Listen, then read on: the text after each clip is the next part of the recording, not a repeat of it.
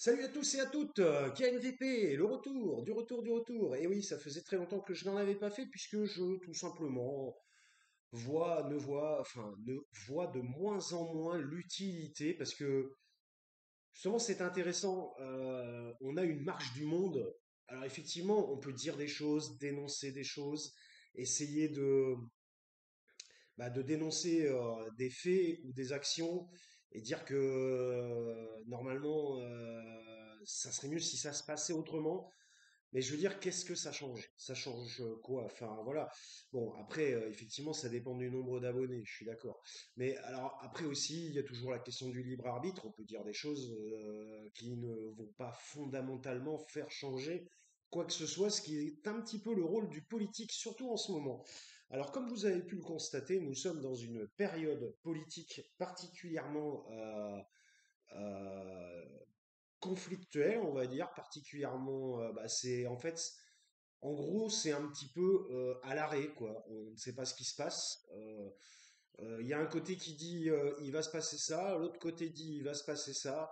Les deux côtés s'affrontent en disant, en donnant chacun leur vision du futur et en disant que l'autre est horrible et que il ne travaille pas pour la démocratie. Donc en fait, on s'invective. Enfin, quand je dis on, hein, je parle de la gauche et la droite, puisque souvenez-vous bien, lorsque Emmanuel Macron est arrivé, il a dit, moi, je veux dépasser les clivages, je veux que les gens de gauche et de droite se rejoignent sur les choses sur lesquelles ils peuvent se rejoindre, tatati tatata, de belles phrases. En fait, il pensait avoir la capacité, avoir cette capacité, cette compétence de mélanger du noir et du blanc en quelque sorte et dire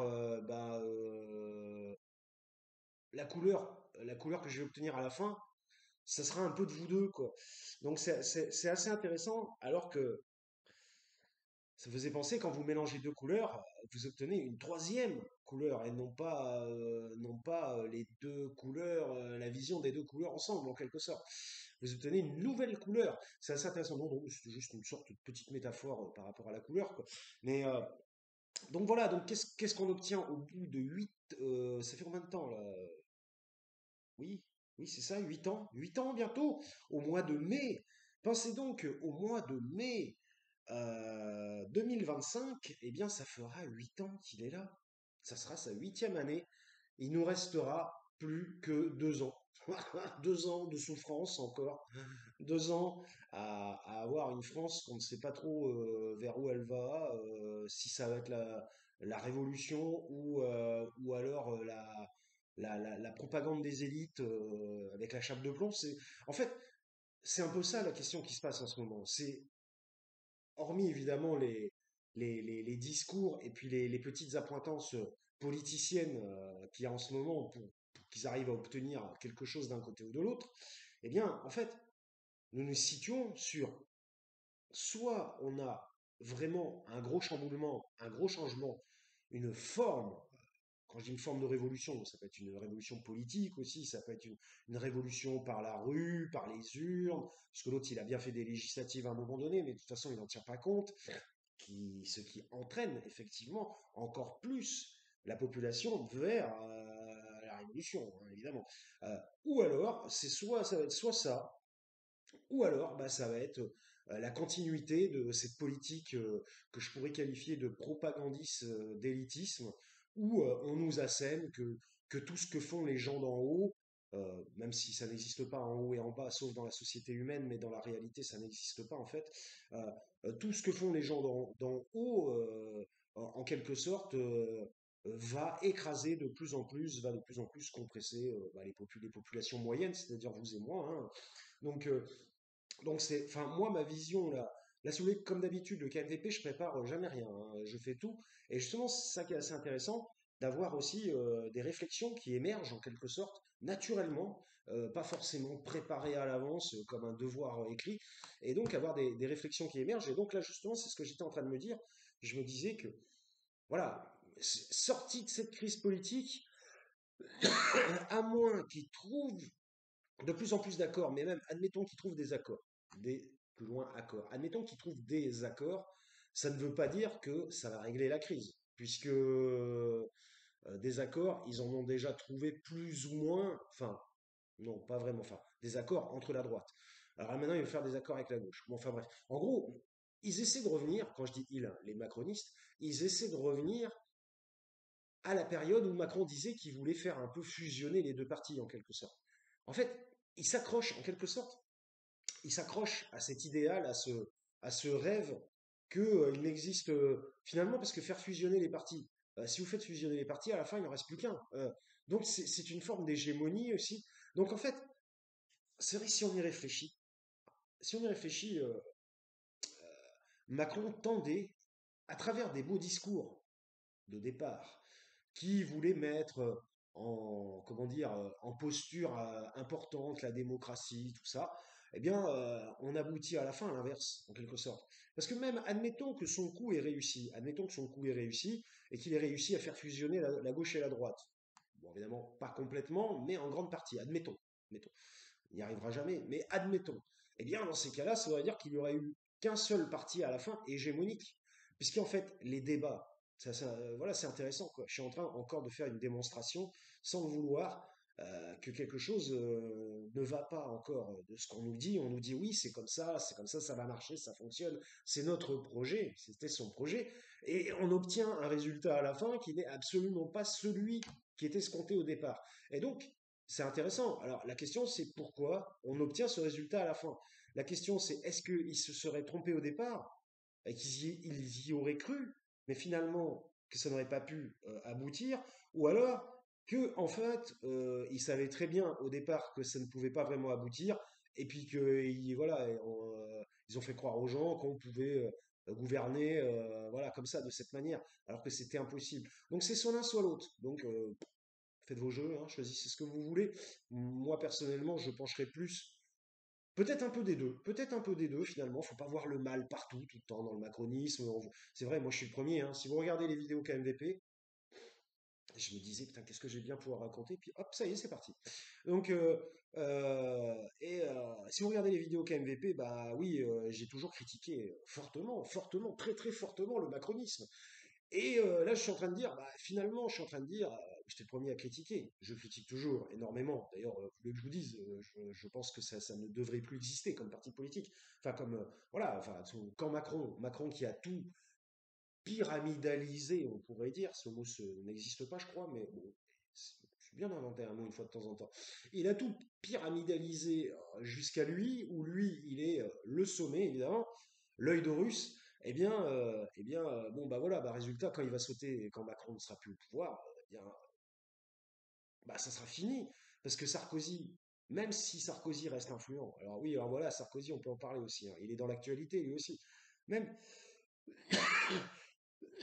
pardon, même si Sarkozy reste influent, ça n'est pas du tout la même influence, la même puissance de frappe, entre guillemets, puisqu'ils aiment bien utiliser des termes guerriers à la télévision. C'est pas du tout pareil que lorsque vous êtes président de la République, évidemment. On n'avait pas la même envergure d'action, hein. Donc voilà, donc évidemment, bah, de toute façon, voilà, enfin, je veux dire, faut dire la réalité, hein. Le macronisme, c'est de l'eau, hein, je préviens, on sait jamais, hein, c'est pas de la vodka.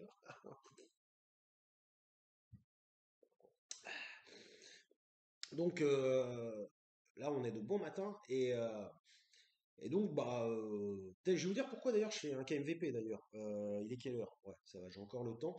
Euh, donc ouais, qu'est-ce que je disais? Oui, voilà, bah quand Macron ne sera plus là, bah quand Macron ne sera plus là,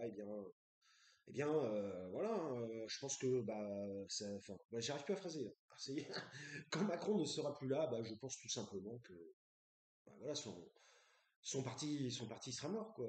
Je vois mal des gens qui pourraient reprendre, à part j'allais dire, j'allais, j'allais insulter, à part une personne, à part une personne qui serait aveuglée par, son propre désir de pouvoir ultime, qui va reprendre ce parti qui est, que je qualifie de parti moribond, donc un parti qui est quasiment dead, hein.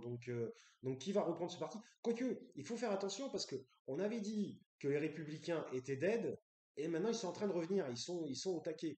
Mais en même temps, ils sont en train de revenir grâce à qui? grâce à Macron. C'est Macron qui les fait revenir. Donc, en ne voulant pas respecter la démocratie législative et en nommant une personne de gauche Premier ministre. Alors donc voilà, nous en sommes arrivés là. C'est vrai, effectivement.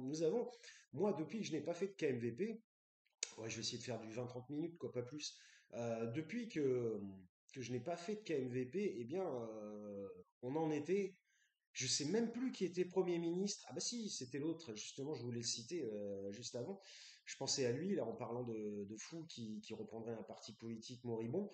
Bah oui, Attal. Donc c'était Attal. Je me dis, c'était qui Premier ministre avant l'histoire des changements, là, je sais même plus. Sans Macron, il en a nommé combien? Il en a nommé 5 ou 6. Je sais plus. Ah ouais, il y en a eu un paquet, hein. Il y en a eu un paquet, hein. Édouard Philippe, un. Borne, 2. Je suis sûr que j'en oublie. Attal, 3. Machin de droite, là, je vais oublier son nom, 4. Bayrou, 5. Je suis sûr qu'il y en avait un autre que j'ai oublié. Qui était Premier ministre? Bon, pas grave. Mais ça se trouve, je crois. Bah, déjà, 5 premiers ministres uniquement dans le deuxième mandat. Non, 5 premiers ministres, ou alors 2 mandats. Ouais. Mais la première fois. Mais c'était qui après Édouard Philippe? Il y avait quelqu'un après Édouard Philippe, je sais plus qui c'est. Non, c'est pas grave. Donc, il y a eu tellement, puis il a fait changer les ministres, il en a nommé, lui, je pense qu'il en a nommé 3 fois plus que les autres.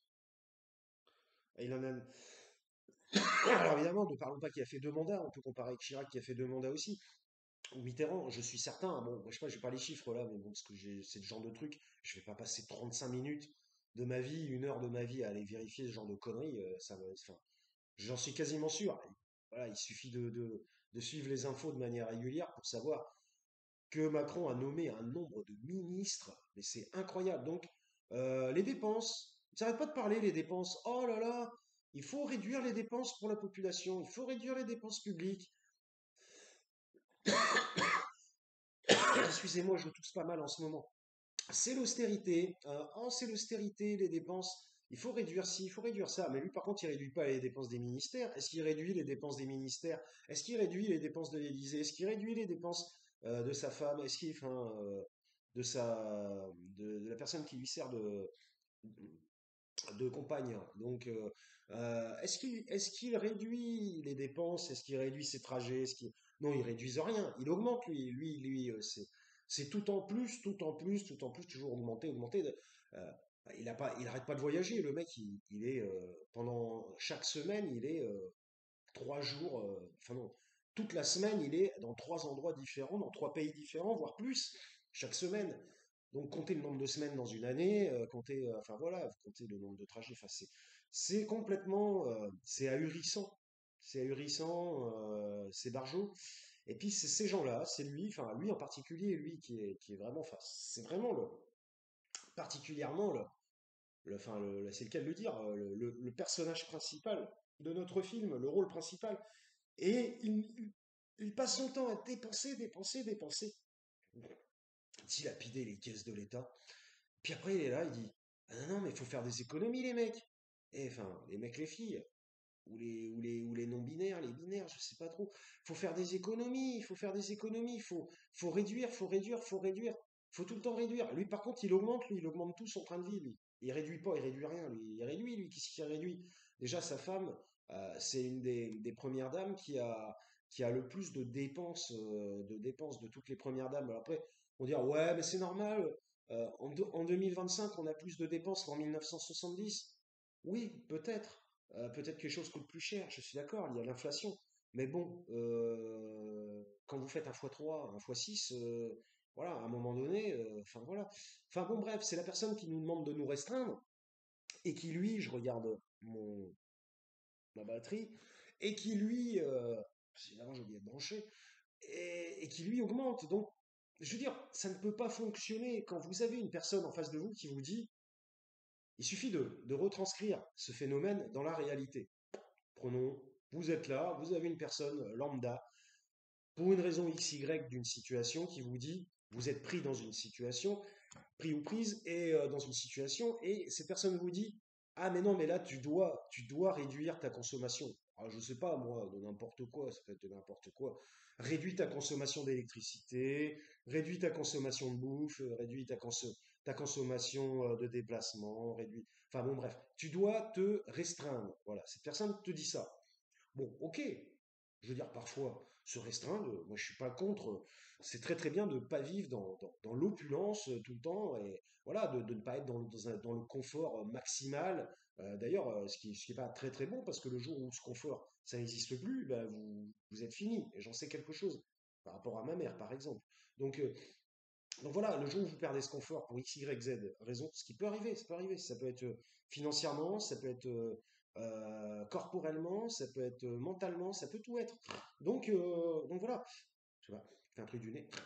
Bon, bref. Euh, eh bien voilà, donc c'est pas forcément. Donc, de temps en temps, c'est bien de se restreindre. Vous allez dire, mais où veut-il en venir? De quoi parle-t-il? Donc, de temps en temps, c'est bien de se restreindre. Mais quand vous avez une personne, nous revenons à notre sujet, excusez-moi, quand vous avez une personne en face de vous qui vous dit restreins-toi et que vous observez le train de vie de cette personne, comment cette personne, elle vit, et que elle, vous avez bien compris ce que je voulais dire. Je suis en train de,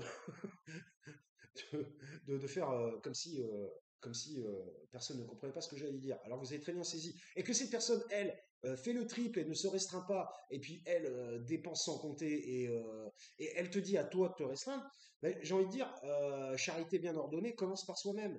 Donc voilà, donc bah, qu'elle commence à se restreindre elle-même déjà, qu'elle prouve ses capacités à s'auto-restreindre, et une fois qu'elle a prouvé ses capacités d'auto-restreindre, et bien dans ces cas-là, eh ben, elle pourra se permettre d'aller donner des consignes, des conseils ou des ordres aux gens en disant il faudrait que vous fassiez ceci ou cela.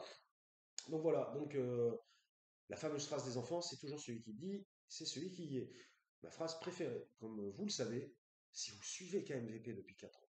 Donc, nous en sommes là. Donc bref, Macron, ça ne fonctionne pas, c'est une forme de fraude, je ne sais pas trop quoi dire de plus, ça ne fonctionne pas. Ça ne fonctionne pas. Donc, eh bien voilà, nous sommes dans un état qui est dans un état où les choses sont en train de stagner. C'est un peu la guerre des tranchées en quelque sorte. Et puis, bah, on verra bien ce qui se passe. Mais bon, tant que Macron continuera à, je pense, avoir cette même ligne directive, d'agir de cette manière et de refuser finalement la démocratie par les urnes, c'est comme ça que par les législatives, eh bien, il n'obtiendra toujours que ce résultat et il est, comme le disent les gens, de gauche. Alors maintenant, ça s'appelle la gauche extrême. Quand on dit des choses de gauche, on est d'extrême gauche. Il faut dire des choses de droite pour être un peu de gauche. Par contre, quand on est d'extrême droite, on est de droite. C'est assez intéressant, hein, les concepts aujourd'hui, hein. Aujourd'hui, les concepts, quand vous dites quelque chose de gauche, vous êtes à l'extrême gauche, enfin, selon les macronistes et selon la télévision française. Si vous dites quelque chose de droite, c'est quasiment de gauche. Et si vous dites quelque chose d'extrême droite, eh bien, c'est de droite. Voilà, c'est de droite. L'extrême droite n'existe plus. N'existe plus. L'extrême droite est devenue gentille. Ils sont de droite maintenant. Par contre, la gauche, qui était gentille, est devenue méchante. Vous voyez le trip. C'est devenu l'extrême gauche. Donc c'est intéressant. C'est une politique, politique de propagande, de discrimination, de dénonciation calomnieuse pour que les abrutis du cerveau, les gens qui emmagasinent ce que la télévision raconte, bah, vote à droite, tout simplement, vote de moins en moins à gauche. Donc voilà, tout simplement. Ils veulent même faire passer la gauche pour le centre ou la droite en isolant LFI, en disant que c'est l'extrême gauche, qu'il ne faut pas être extrême. En gros, ils ont retourné. Nous sommes, vous savez, depuis longtemps, je le dis, dans des situations inversées, ce qui est assez étrange. Bon, en même temps, c'est peut-être un phénomène naturel, hein, puisque les pôles de la Terre s'inversent aussi, hein, parfois. Donc, pourquoi pas? Nous sommes dans des situations inversées, où l'extrême droite est gentille, n'existe plus, il n'y a plus d'extrême droite, il n'y a plus que de la droite acceptable. Et par contre, à gauche, ah bah par contre, la gauche maintenant, c'est l'extrême gauche, je sais pas pourquoi j'ai dit gauche, l'extrême gauche, c'est les méchants, c'est les vilains, c'est ceux dont on doit avoir peur. C'est étrange ce renversement de situation. Et ce renversement de situation, je ne sais pas si c'était désiré par Macron, mais en tout cas, ça s'est effectué. Et donc, bah, voilà les résultats, désirés ou non au départ, voilà les résultats qu'on obtient à la fin. Donc, dans tous les cas, c'est pas la question de il l'avait désiré ou pas, puis même, j'ai envie de dire peu importe. La question, c'est ce qu'on obtient à la fin. Et donc, il est responsable. Qui est le responsable de la montée? Ça fait longtemps. De toute façon, tout le monde le dit depuis 5 ans. Qui est responsable de la montée de l'extrême droite en France? Ben, c'est Emmanuel Macron. Enfin, c'est la politique. Enfin, voilà, on va pas. La politique d'Emmanuel Macron. Si c'est Emmanuel Macron, on pourrait à la limite se prendre une plainte, hein. On n'a plus le droit de le critiquer, le mec. On peut plus critiquer, lui, ce qu'il fait. C'est pas possible. Les réseaux sociaux existent, je me souviens. Il y a 25 ans, les réseaux sociaux n'existaient pas.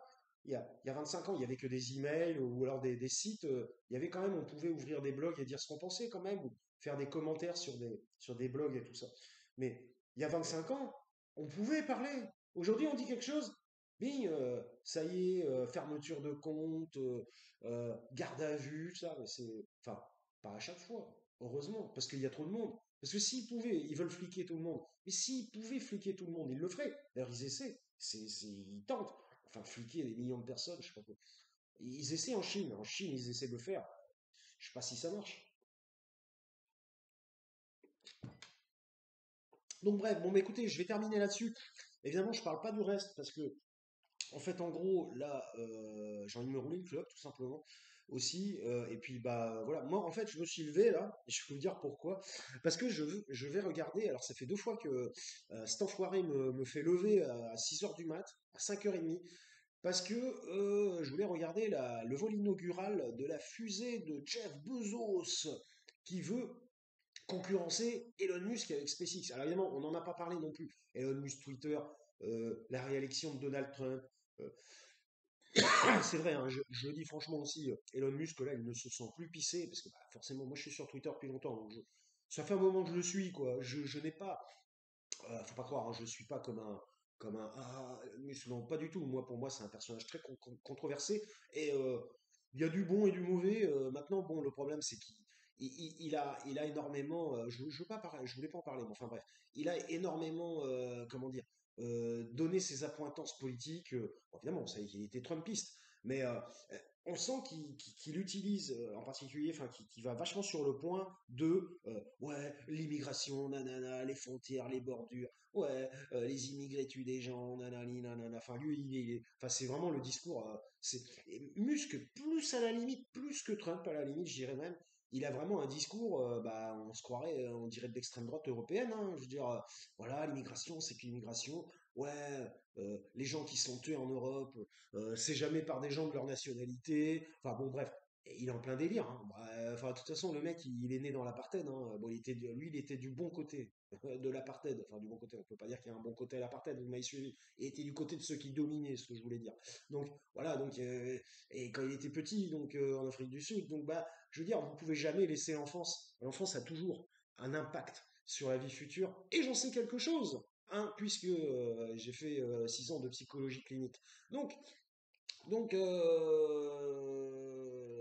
et puis dans ma vie personnelle aussi. Donc bref, bon, 23 minutes 18, bah écoutez, ça ne sera pas un KMVP très très long. J'aurais aimé continuer, parce qu'il y a beaucoup de choses à dire. Évidemment, là, aujourd'hui, il y a les accords de paix. Alors, accords de paix qui, soi-disant, doivent arriver dimanche. Ils l'ont même pas dit à BFM. Ils ont dit, ah ouais, c'est des accords de paix, c'est des accords de paix. Ouais, en fait, hier, juste après les accords de paix, ils ont rebombardé Gaza, 25 morts. Donc ils l'ont même pas dit. Ils l'ont dit sur France Info, mais ils l'ont pas dit sur BFM. Ils vont peut-être le dire plus tard. Mais ils vont essayer de reculer au maximum les infos qui pourraient compromettre leurs amis, évidemment, leurs liens. Donc, parce que rappelons-le, mais je crois que le BFM a été racheté, une chose pareille. Avant, ça appartenait à Drahi, et Drahi, c'est un gars voilà, qui fait partie de la communauté. Donc voilà, bon, après, donc voilà, bon, enfin bon, moi je cherche voilà, pas de stigmatisation, parce que justement faire de la stigmatisation, c'est faire exactement comme les autres font et ce qu'on dénonce. Donc, mais bon, il est clair que, enfin voilà, enfin je veux dire, c'est du grand n'importe quoi. Et puis voilà, quoi, j'espère qu'il y aura quand même un jugement de crime de crime de guerre, hein, à un moment donné, hein, pour l'autre là, le N là. Donc voilà, donc on a aussi les procès Sarkozy, voilà. Donc enfin bon, bref. Il se passe un truc de malade. Alors bon, évidemment, le temps qui pète les plombs, les incendies à Los Angeles, le temps qui pète les plombs, l'arrivée de Trump, comment dire, l'explosion de testostérone de Musk. Qu'est-ce qu'on a encore? Il s'en passe des choses. Les volcans toujours en activité. On vient de dire, là je mélange tout, c'est vrai. Les volcans toujours en activité, et il faut se méfier, hein, parce que les volcans, ils peuvent faire une ère nouvelle sur la planète, hein, s'ils décident, évidemment je dis ça entre guillemets, pour plaisanter, s'ils décident, enfin on sait jamais, hein, selon moi la Terre est vivante, hein, enfin la Terre est vivante. Oui, la Terre est vivante, autrement on ne serait pas en train de parler. Mais la Terre est vivante limite au sens propre, comme une entité, hein.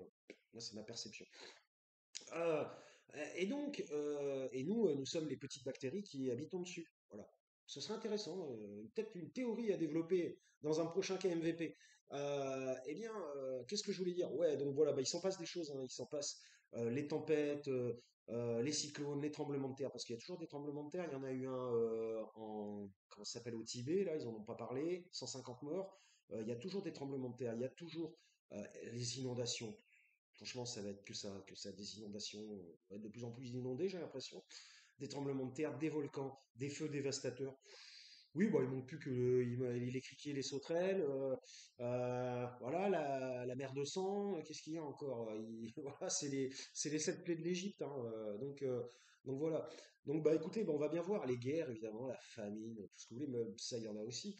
L'Afrique qui est en train aussi de se séparer de l'entité coloniale qu'ils ont eu, des entités colonialistes qu'ils ont eu au cours de l'histoire, et dont nous faisons partie. Et bon, moi je dis que c'est très très bien, ils ont tout à fait raison. Qu'est-ce qu'il y a encore? Bah, il s'en passe des choses, il s'en passe, il s'en passe. Voilà, il se passe des choses. Eh bien écoutez, peut-être que je ferai un nouveau KMVP. Il y a énormément de choses à dire, mais bon, j'en aurai pour une heure. Et bien que je sois un petit peu parti là, comme le vieux diesel, là maintenant, ça y est. Je mets mon meilleur profil. Puis bon voilà, non mais bon. Donc voilà, donc mais je vous conseille pour ceux qui sont debout, évidemment les trois quarts qui vont regarder cette vidéo, l'heure sera passée depuis longtemps, parce que voilà. Euh, euh, Ceux qui sont debout, bah, regardez le vol inaugural de Jeff Bezos. Va-t-il concurrencer SpaceX? Va-t-il réussir? Parce que lui aussi, il veut récupérer sa fusée, donc il veut récupérer son lanceur. C'est la première fois qu'il le fait, je crois. Enfin non, c'est pas la première fois, il en a déjà récupéré. Mais c'est avec la grosse fusée, c'est la première fois. Va-t-il réussir? Va-t-il concurrencer, comment s'appelle-t-il, testostérone, testostérone muscle? Donc bah, nous allons savoir d'ici une heure si c'est pas reporté, parce que la dernière fois, ça a été reporté. Donc levé à 5 heures du matin, pour rien, super. Et là aujourd'hui, rebelote, c'était il y a 2 jours. Relevé encore, tac, et puis bah, on va voir ce que ça va donner. Aurais-je la grippe ou le coronavirus? Je ne sais pas. J'ai dit mot coronavirus, ça y est, hop, la vidéo ne va pas sortir. Ah merde, dommage, ça fait pour rien en plus, j'en parle même pas.